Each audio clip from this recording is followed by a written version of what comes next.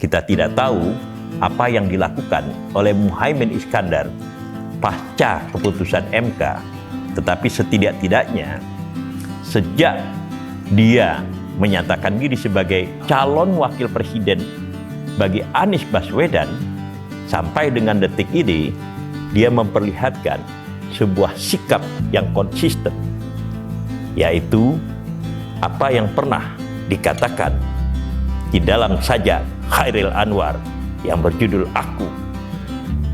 Aku ini binatang jalang, dari kumpulannya terbuang.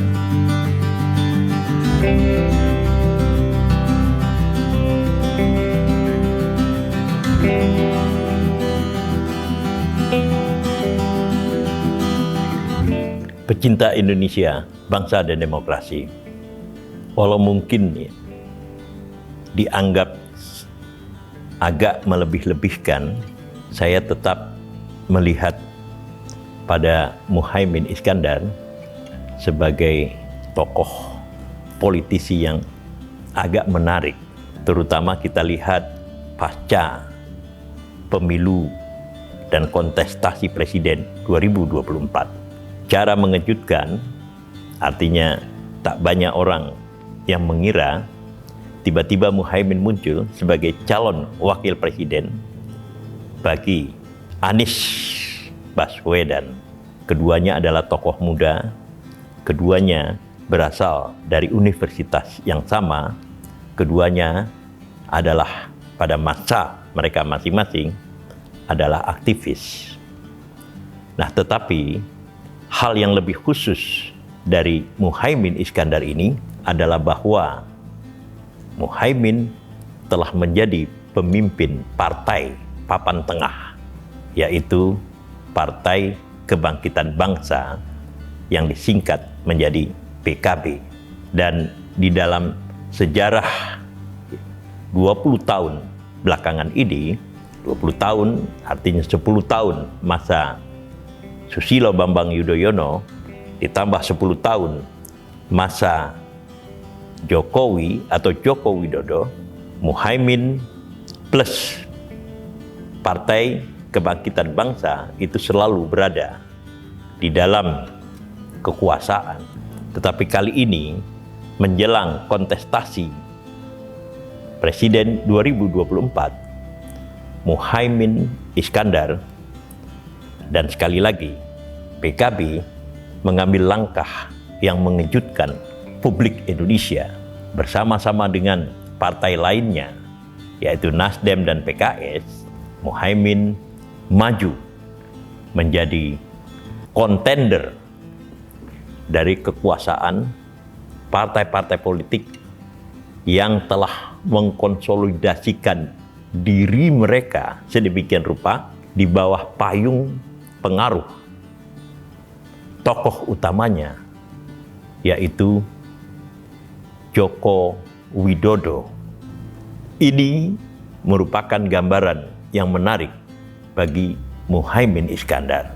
Sebelumnya, saya dan juga mungkin bagian-bagian tertentu dari publik menganggap langkah Muhaimin keluar dari zona nyamannya di dunia politik adalah sebuah langkah taktis belaka.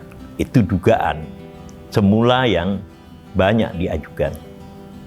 Lalu kelak pada waktunya dia dan partainya akan berbalik arah. Tetapi apa yang kemudian kita lihat, Muhaimin itu mempertahankan kesetiaannya yang luar biasa kepada ide perubahan yang diajukan oleh Anies Baswedan.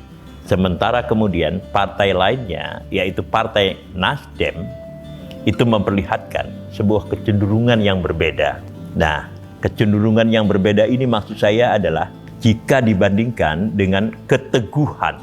Ini kita tidak pakai kata dua tanda kutip di dalam konteks keteguhan ini. Keteguhan Muhaimin Iskandar untuk tetap berada di dalam barisan apa yang mereka sebut sebagai perubahan. Kita tahu semua frasa perubahan ini itu adalah lawan dari kelanjutan seperti yang dipegang oleh tokoh lainnya yang kini dinyatakan sebagai presiden terpilih oleh KPU 20 Maret 2024 yang lalu, yaitu Prabowo Subianto, dengan bayang-bayang Presiden Jokowi di belakangnya.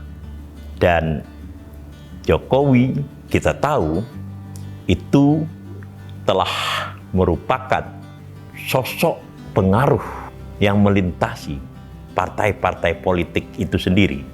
Setidak-tidaknya ini saya nyatakan ketika detik ini, yaitu detik ketika konten ini dibuat pada tanggal 5 April 2024.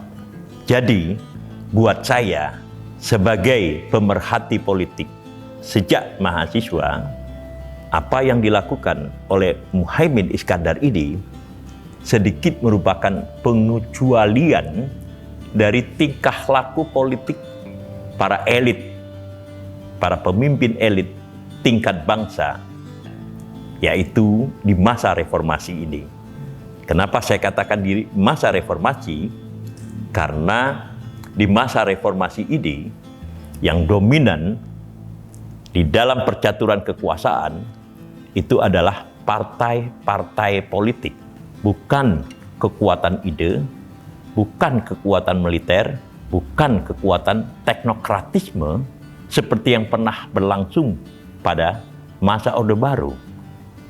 Dan karena itu ada situasi psikologis apa yang disebut dengan herd behavior, yaitu tingkah laku binatang, kerumunan binatang yang cenderung mengikuti gerak langkah binatang terdepan untuk kemudian diikuti oleh kumpulan binatang lainnya, seperti burung misalnya, atau seperti rusa dan seterusnya, di mana kumpulan-kumpulan dari binatang ini itu berusaha kemudian mencari jalan selamatnya sendiri dengan mengikuti rombongan terdepan. Nah, kesan saya, political behavior atau tingkah laku politik elit dewasa ini sejak masa reformasi itu lebih mencerminkan semacam herd behavior itu tadi. Nah, Muhaimin di dalam konteks ini, sekali lagi saya katakan setidak-tidaknya sampai detik ketika konten ini dibuat, menolak herd behavior itu. Dia tetap teguh pendiriannya pada gagasan perubahan dan mungkin dengan seluruh konsekuensinya, di dalam pengertian bahwa andai kata misalnya Prabowo Subianto dikukuhkan oleh Mahkamah Konstitusi yang sidang-sidangnya sedang berlangsung pada hari-hari ini menjadi presiden, maka secara praktis dan untuk pertama kalinya Muhaimin Iskandar plus Partai Kebangkitan Bangsanya itu berada di luar pemerintahan. Inilah apresiasi yang saya sampaikan kepada tokoh yang menarik ini. Sekali lagi saya katakan, mungkin ini hanya pandangan yang bersifat sekilas. Kita tidak tahu apa yang dilakukan oleh Muhaimin Iskandar pasca keputusan MK. Tetapi setidak-tidaknya sejak dia menyatakan diri sebagai calon wakil presiden bagi Anies Baswedan, sampai dengan detik ini dia memperlihatkan sebuah sikap yang konsisten, yaitu apa yang pernah dikatakan di dalam sajak Chairil Anwar yang berjudul Aku ini binatang jalang, dari kumpulannya terbuang.